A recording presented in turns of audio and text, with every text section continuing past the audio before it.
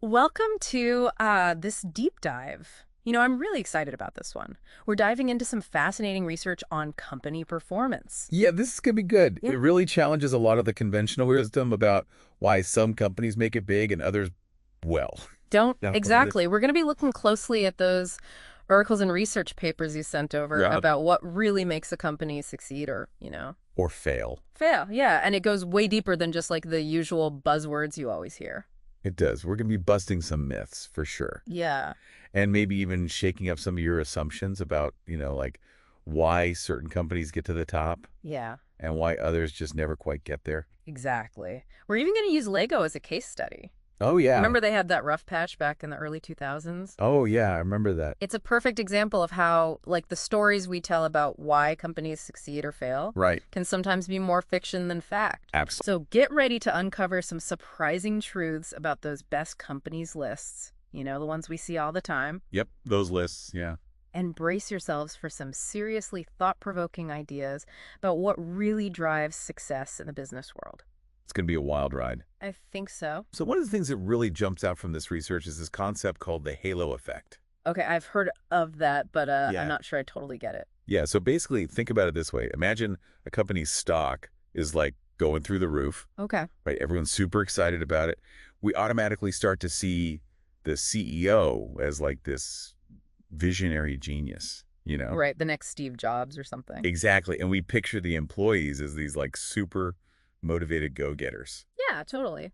But what if that same company like hits a rough patch? Their performance starts to slip. Then the story changes, right? Yeah, suddenly the CEO is out of touch and the employees are complacent. Precisely, the halo fades, and we start to see all these flaws that maybe weren't so obvious before. So it's all about perception, basically. Like Yeah. our view of the company's performance is coloring how we judge everything else about it. Exactly, and that's the halo effect. In a nutshell, when a company's doing well, we tend to see everything they do in this positive light. Right, everything's awesome. Right. But when their performance dips, that same halo disappears, and we start seeing problems everywhere. It's like judging a book by its cover. Yeah, But in this case, the cover is the company's, financial performance or whatever. exactly. And this can lead us to some really, bad conclusions about why a company is succeeding or failing. Right. So are you saying that all those popular business books and articles that claim to have unlocked the secrets to success, we should be taking those with a grain of salt? Let's just say we need to be a little bit skeptical. Okay, I'm intrigued. Tell me more. A lot of those bestsellers, they brag about these massive data sets and years of meticulous research. Great, sounds impressive. It does, but here's the catch. A lot of times those sources are already infected by the halo effect. You mean the data itself is biased? Exactly. Wow. Like, think about Built to Last. Oh yeah, classic business book. It is a classic, but it relied heavily on company documents and press clippings, Okay. which are inherently biased by the company's success at the time they were written. So it's like a self-fulfilling prophecy. The company's doing well, so everyone's praising their culture and leadership. Mm-hmm. And then researchers come along, use those glowing accounts as data, and conclude that those things were the reason for the success. Exactly. It's tough to separate cause and effect in these situations. That's mind-blowing. It makes you question everything you thought you knew about what makes companies successful. And that brings us to another big misconception, the idea that success is absolute. It's just about hitting certain metrics. Okay, so what you're saying is that's not the whole picture. Not even close. Okay, so then what are we missing? The fact that success is relative, not absolute. Okay, hold on. What does that even mean? It means a company can improve in a lot of areas and still lose ground to its competitors. So it's not just about how well you're doing on your own. Right. It's about how you're performing compared to everyone else. You got it. So it's like a race. Exactly, like imagine two runners on a track. Okay. One runner's getting faster, but the other one's accelerating even more. Right. So even though both runners are improving, Right. the gap between them is widening. Exactly. That's relative performance. This is making a lot of sense. Mm-hmm. That also explains why even well-managed companies can fail if they don't keep pace with the competition. Exactly.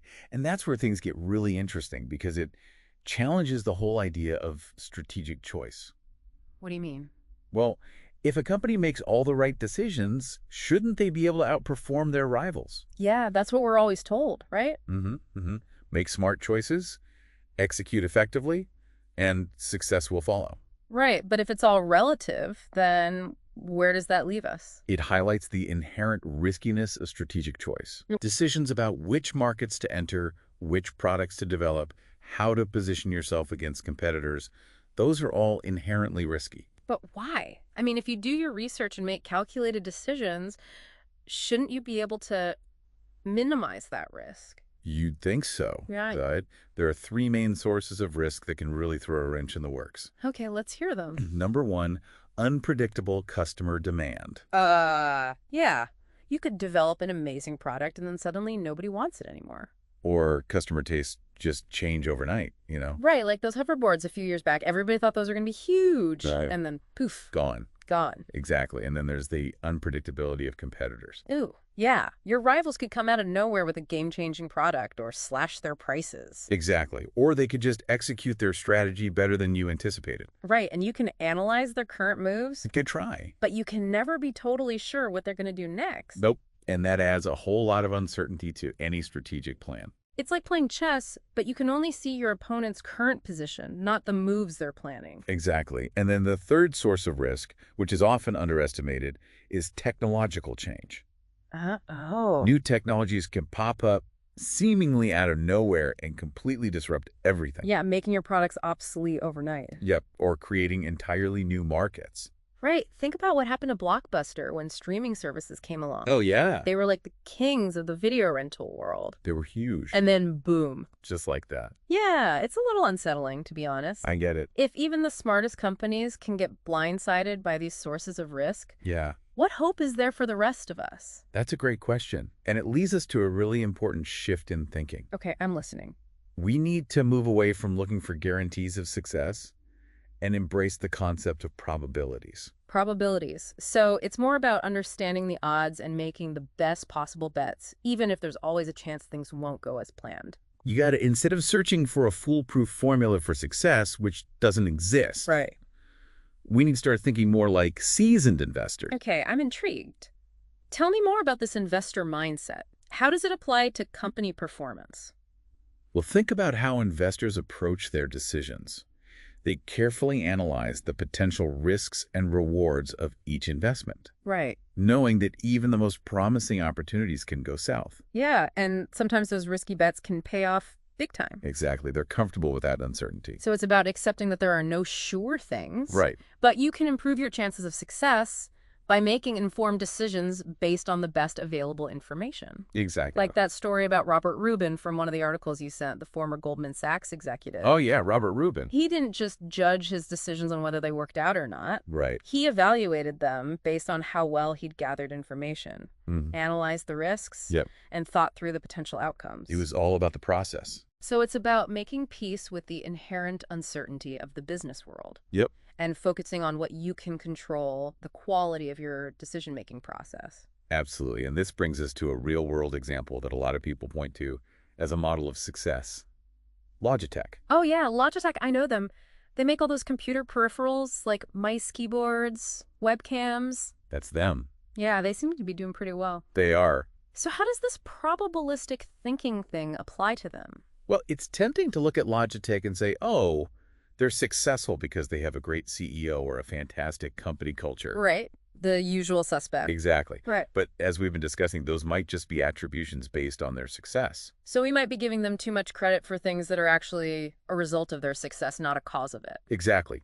Their story is probably one of calculated risks, some of which paid off big time. Right. But it's important to remember that those same bets could have easily failed. Yeah, they were in a really competitive industry. Oh, yeah? Things change so fast. All the time.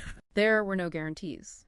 Nope, none at all. I guess that's true for any company, really. It is. Even the ones at the top are always one bad decision away from a potential downturn. That's the reality of the business world.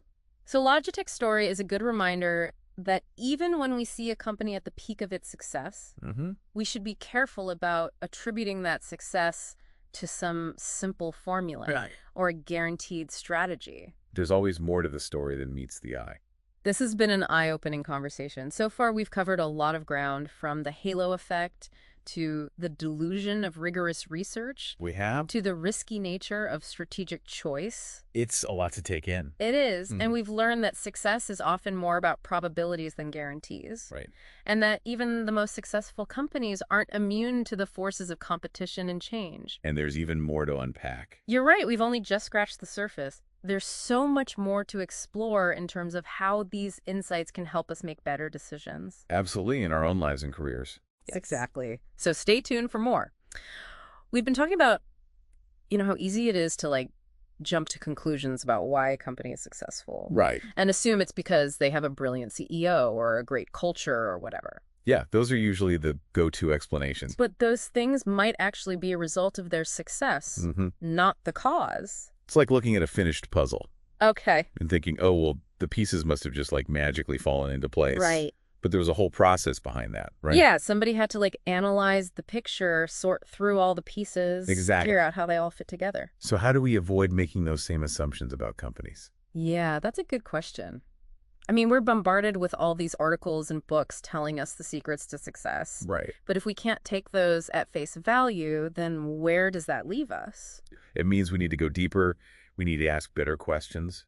Okay, like what?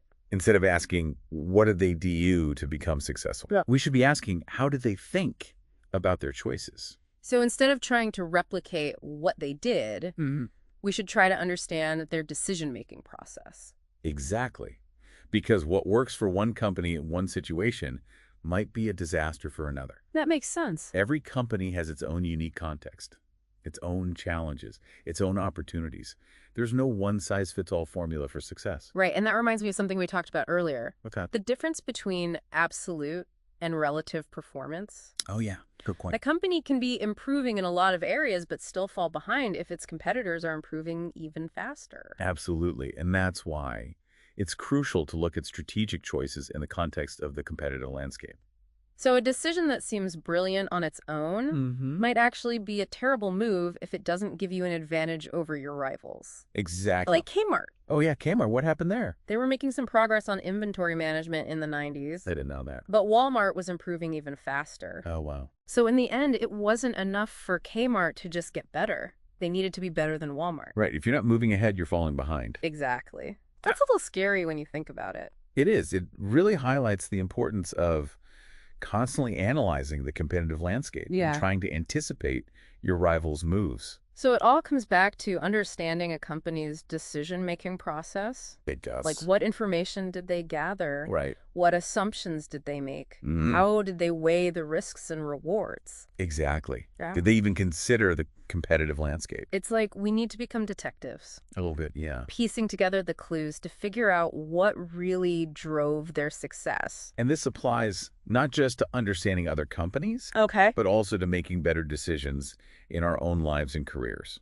So what you're saying is, when we're faced with a tough choice, we need to try to step back from the halo effect and really assess the situation objectively. So instead of just following the latest trends or copying what somebody else did, we should be asking ourselves those same questions. Like what? Like, what information do I need? Good one. What assumptions am I making? Yep.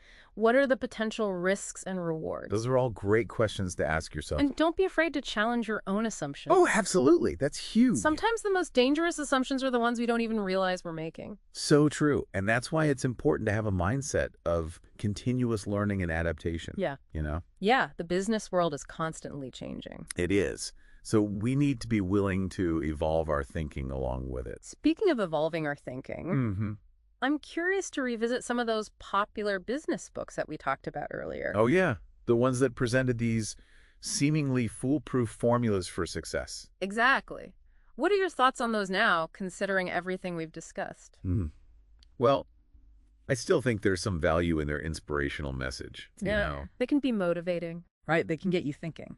Well, I'm definitely approaching them with a more critical eye now. Me too. I'm realizing that they offer a very specific and maybe even distorted view of the business world. Yeah, those books often create a false sense of certainty.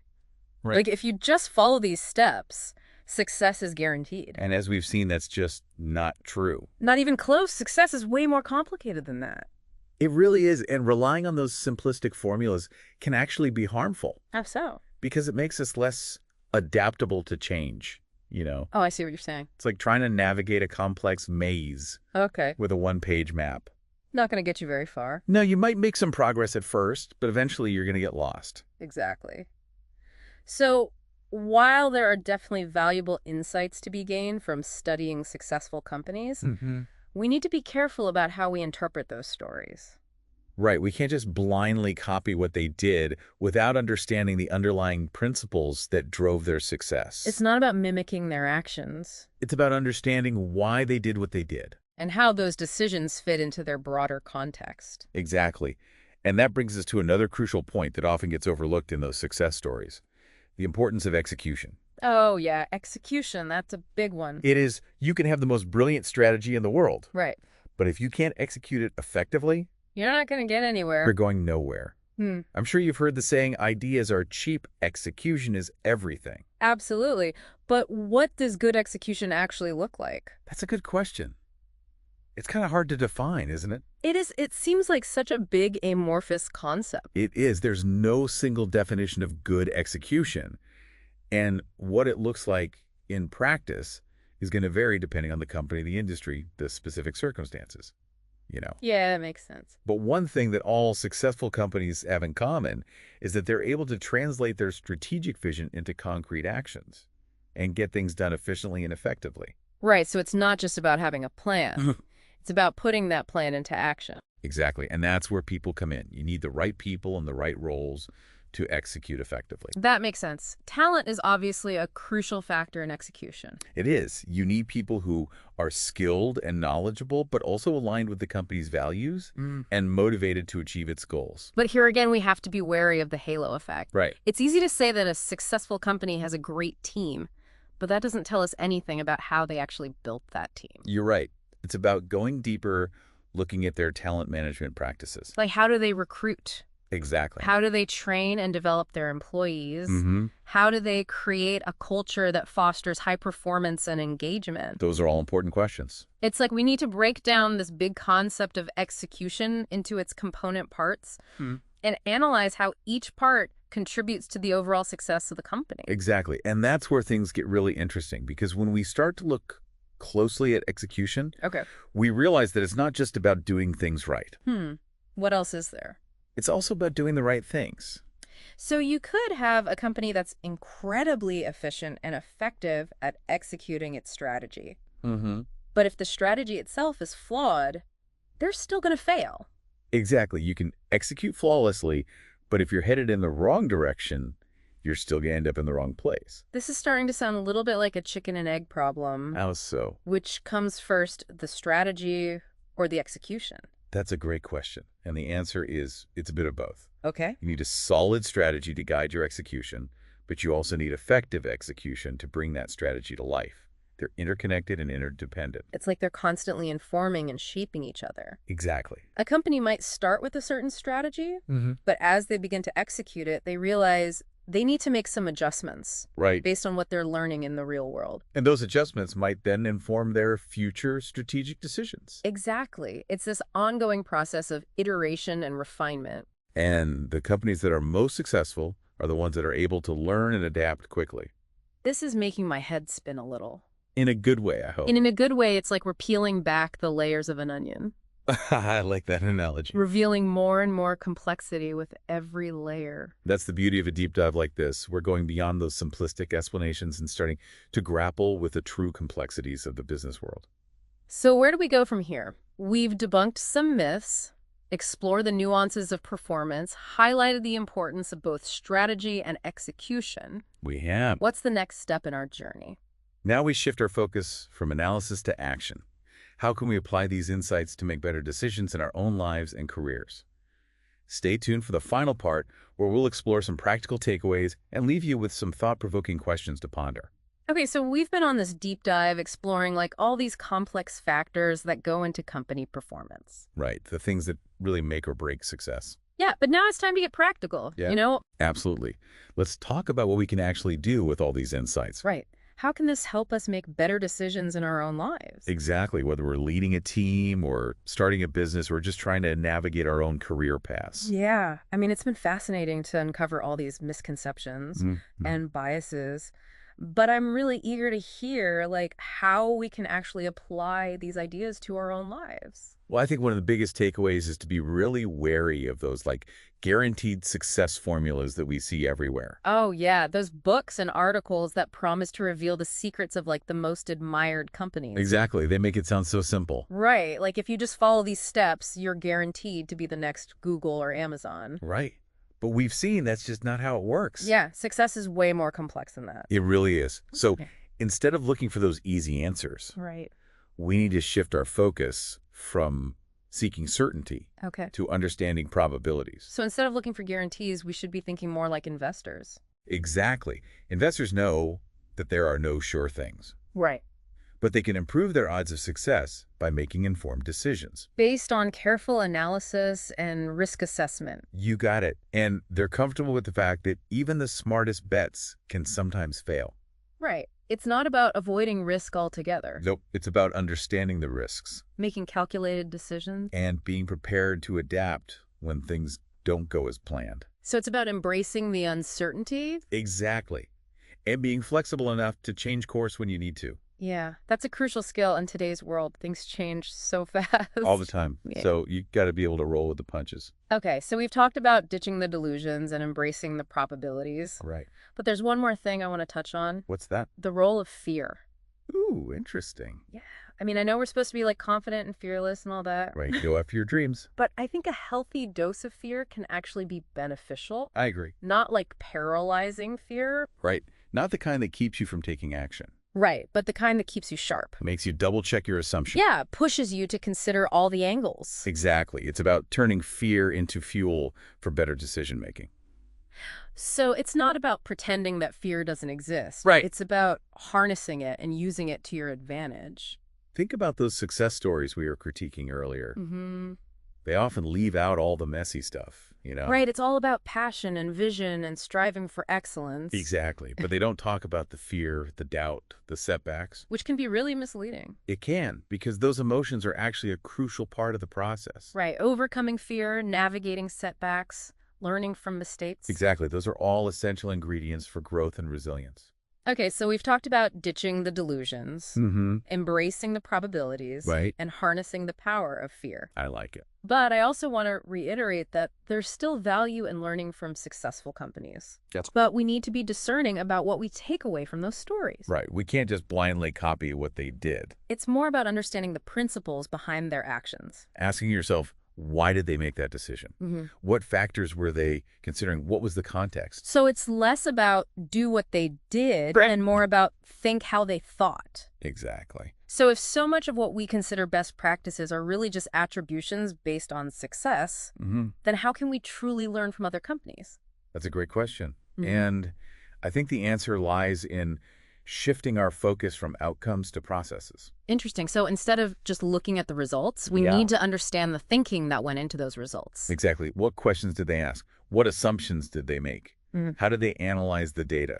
How did they weigh the risks and rewards? So it's about digging deeper into the how and the why behind the what. Precisely.